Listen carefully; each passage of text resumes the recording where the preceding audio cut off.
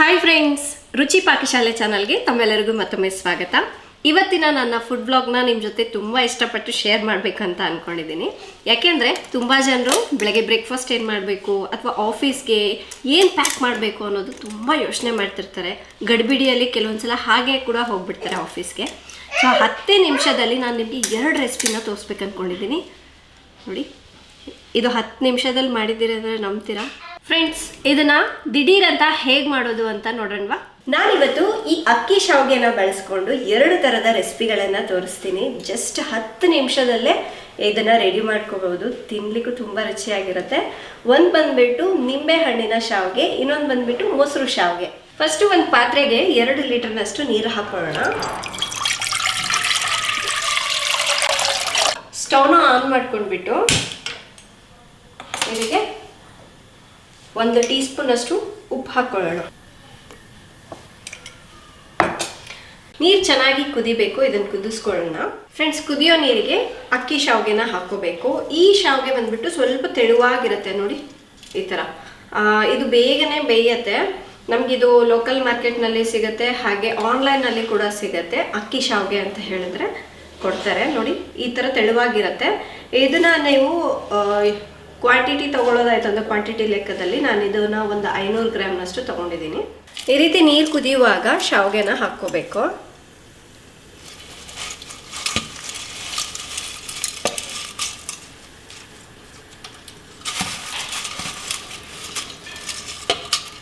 ಸ್ವಲ್ಪ ಅಗಲವಾದ ಪಾತ್ರೆ ತೊಗೊಂಡ್ರೆ ಇದು ಕುದಿಲಿಕ್ಕೆ ಚೆನ್ನಾಗಿ ಅನುಕೂಲ ಇರುತ್ತೆ.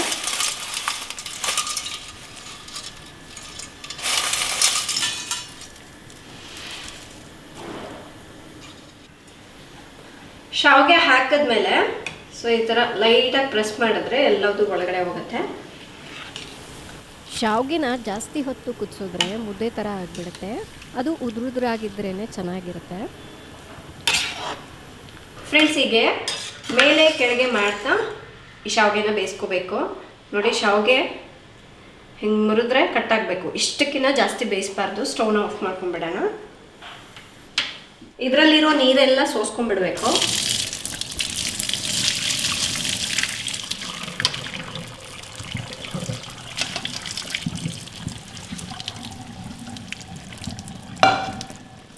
ಇದ್ರ ಮೇಲೆ ಸ್ವಲ್ಪ ನೀರನ್ನ ಹಾಕ್ತೀನಿ, ತಣ್ಣೀರನ್ನು. ಅವಾಗೇನಾಗತ್ತೆ ಅಂದರೆ ಇನ್ನೂ ಜಾಸ್ತಿ ಮೆತ್ತಗಾಗೋದಿಲ್ಲ. ಈಗ ಇದಕ್ಕೆ ಒಗ್ಗರಣೆನ ಮಾಡ್ಕೊಳ್ಳೋಣ. ಫಸ್ಟು ನಿಂಬೆ ಹಣ್ಣಿನ ಶಾವಿಗೆ ಮಾಡ್ಕೊಳ್ಳೋಣ. ಈ ಥರ ಒಂದು ಪ್ಯಾನ್ ಇಟ್ಕೊಂಡ್ಬಿಟ್ಟು ಇದಕ್ಕೆ ಎಣ್ಣೆನ ಹಾಕ್ಕೋಬೇಕು. 1 ಟೇಬಲ್ ಸ್ಪೂನಷ್ಟು ಎಣ್ಣೆನ ಹಾಕ್ತಾ ಇದ್ದೀನಿ.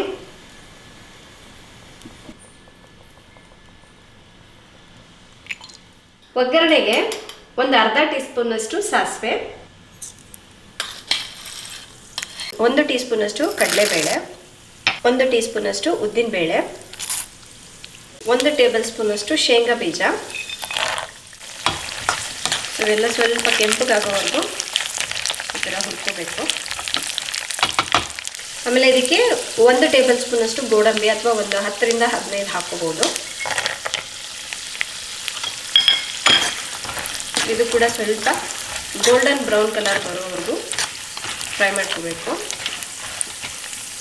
1-2 ಹಸಿಮೆಣಸಿನ್ಕಾಯಿನ ಸಿಳ್ಬಿಟ್ಟು ಹಾಕ್ತಾ ಇದ್ದೀನಿ. 1-2 ಒಣಗಿದ ಮೆಣಸಿನ್ಕಾಯಿ,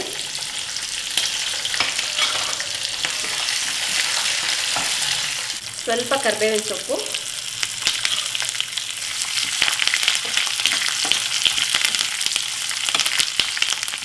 ಸ್ಟವ್ನ ಆಫ್ ಮಾಡಿಬಿಟ್ಟು 1/4 ಟೀ ಸ್ಪೂನಷ್ಟು ಅರಿಶಿನ ಪುಡಿ ಹಾಕ್ತಾ ಇದ್ದೀನಿ. 1/4 ಚಮಚದಷ್ಟು ಉಪ್ಪು, ಇವೆರಡನ್ನ ಹಾಕಿ ಫಸ್ಟ್ ಮಿಕ್ಸ್ ಮಾಡಿಬಿಡ್ಬೇಕು.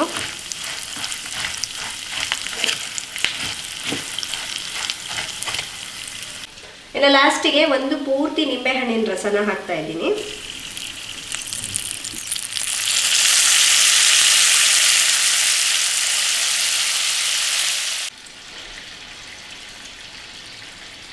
ಹಾಕಿ ಮಿಕ್ಸ್ ಮಾಡಿಬಿಡ್ಬೇಕು. ಸೊ ಈಗ ಮಾಡೋದ್ರಿಂದ ಲಾಸ್ಟಿಗೆ ನಿಂಬೆ ರಸ ಹಾಕೋದ್ರಿಂದ ಶೇಂಗಾ ಬೀಜ ಮತ್ತು ಗೋಡಂಬಿ ಎಲ್ಲ ಹಾಕಿರ್ತೀವಲ್ವ, ತೀರಾ ಕೆಂಪಗಾಗೋದಿಲ್ಲ.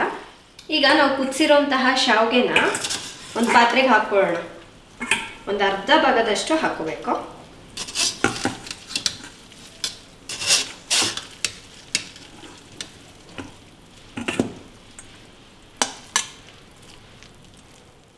ಈ ಮಾಡಿಟ್ಟಿರೋ ಒಗ್ಗರಣೆನ ಈ ಶಾವಿಗೆಗೆ ಹಾಕ್ಕೊಂಡ್ಬಿಡ್ಬೇಕು.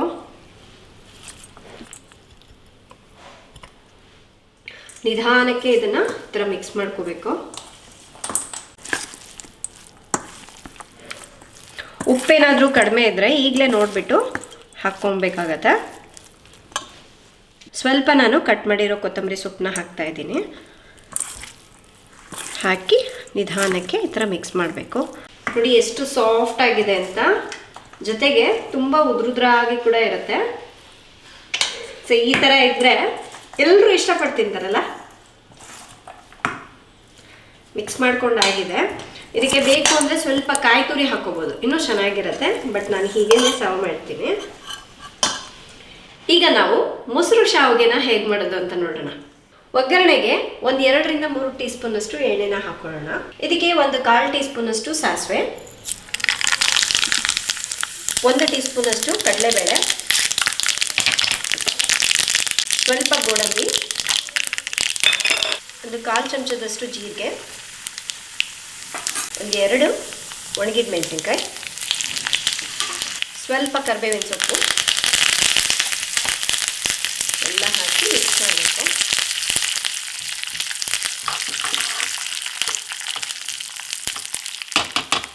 ಸ್ಟವ್ನ ಆಫ್ ಮಾಡಿಬಿಟ್ಟು ಲಾಸ್ಟಿಗೆ 1 ಟೀ ಸ್ಪೂನಷ್ಟು ಶುಂಠಿನ ತುರಿದ್ಬಿಟ್ಟು ಹಾಕ್ತಾ ಇದ್ದೀನಿ. ಇದನ್ನು ಹಾಕಿ ಮಿಕ್ಸ್ ಮಾಡಬೇಕು. ಇದು ಆಪ್ಷನಲ್, ಬಟ್ ಫ್ಲೇವರ್ ತುಂಬಾ ಚೆನ್ನಾಗಿರುತ್ತೆ.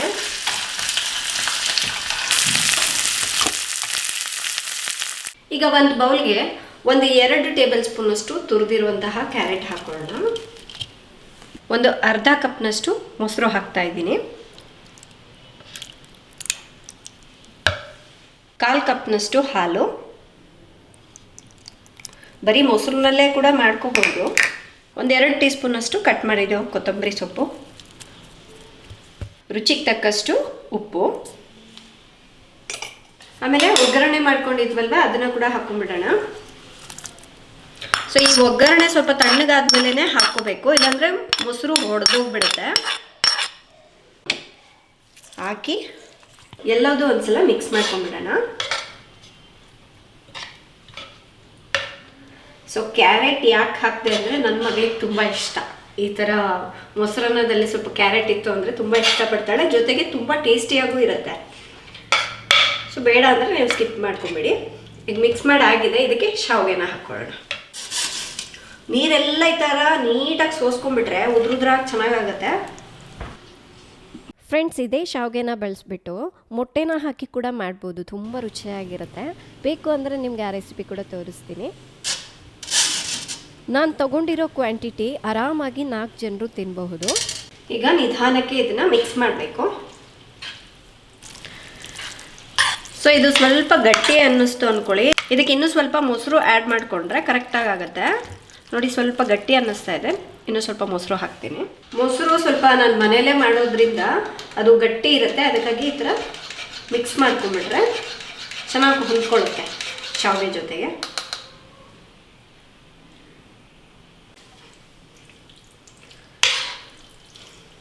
ಫ್ರೆಂಡ್ಸ್, 10 ನಿಮಿಷದಲ್ಲಿ ಮಾಡ್ಕೊಳ್ಬೋದು ಅಂದರೆ ನಂಬಕ್ಕೆ ಆಗಲ್ಲ ಅಲ್ವಾ? ಎಷ್ಟು ಈಸಿ ಇದೆ ನೋಡಿ. ಸೊ ಬೆಳಗ್ಗೆ ಎದ್ಬಿಟ್ಟು ಏನು ಬ್ರೇಕ್ಫಾಸ್ಟ್ ಮಾಡಬೇಕು ಮಕ್ಕಳಿಗೆ, ಅವ್ರಿಗೂ ಇಷ್ಟ ಆಗಬೇಕು, ಜೊತೆಗೆ ಟೈಮು ಸೇವ್ ಆಗಬೇಕು ಅಂದರೆ ತುಂಬ ತಲೆ ಕೆಡಿಸ್ಕೊಳ್ತೀವಿ. ಬಟ್ ಅವಾಗವಾಗ ಇಂಥ ರೆಸಿಪಿಗಳು ನಮಗೆ ತುಂಬ ಟೈಮ್ ಸೇವ್ ಮಾಡುತ್ತೆ. ಈಗ ಇದು ಮಿಕ್ಸ್ ಮಾಡಾಗಿದೆ. ಸೊ ನಾವು ಡೈರೆಕ್ಟಾಗಿ ಸರ್ವ್ ಮಾಡ್ಕೋಬೋದು. ನೋಡಿ, 10 ನಿಮಿಷದಲ್ಲಿ 2 ಥರದ ಶಾವಿಗೆ ರೆಡಿಯಾಗಿದೆ. ಫ್ರೆಂಡ್ಸ್, ನೀವು ಇದನ್ನು ಲಂಚ್ ಬಾಕ್ಸ್ಗೂ ಕೂಡ ಪ್ಯಾಕ್ ಮಾಡ್ಬೋದು.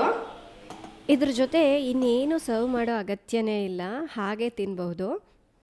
ನಿಮ್ಮ ಮಕ್ಕಳಿಗೆ ಬೇಕು ಅಂದರೆ ಸಂಡಿಗೆ ಜೊತೆ ಸರ್ವ್ ಮಾಡ್ಬೋದು, ಚೆನ್ನಾಗಿರುತ್ತೆ ಕಾಂಬಿನೇಷನು. ನೋಡಿ, ನಾನು ಒಂದು ಬಾಕ್ಸ್ನಲ್ಲಿ ಈ ನಿಂಬೆಹಣ್ಣಿನ ಶಾವಿಗೆ ಹಾಕ್ತಾಯಿದ್ದೀನಿ, ಇನ್ನೊಂದು ಬಾಕ್ಸ್ಗೆ ಮೊಸರು ಶಾವಿಗೆನ ಹಾಕ್ತಾಯಿದ್ದೀನಿ. ಇದನ್ನು ಬಿಸಿ ಬಿಸಿಯಾಗಿ ತಿನ್ನಬೇಕು ಅಂತಲೇ ಏನಿಲ್ಲ, ತಣ್ಣಗಾದ ಮೇಲೂ ಕೂಡ ಆರಾಮಾಗಿ ತಿನ್ಬೋದು.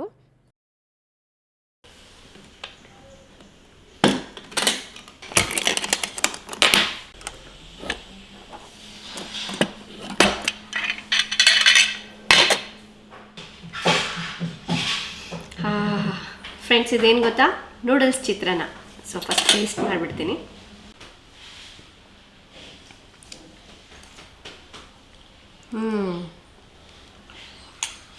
ತುಂಬ ಸೂಪರಾಗಿದೆ. ಇದ್ರ ಜೊತೆಗೆ ನಾನು ಇನ್ನೂ ಒಂದು ರೆಸಿಪಿ ಮಾಡಿದ್ದೀನಿ. ಟಡಾ,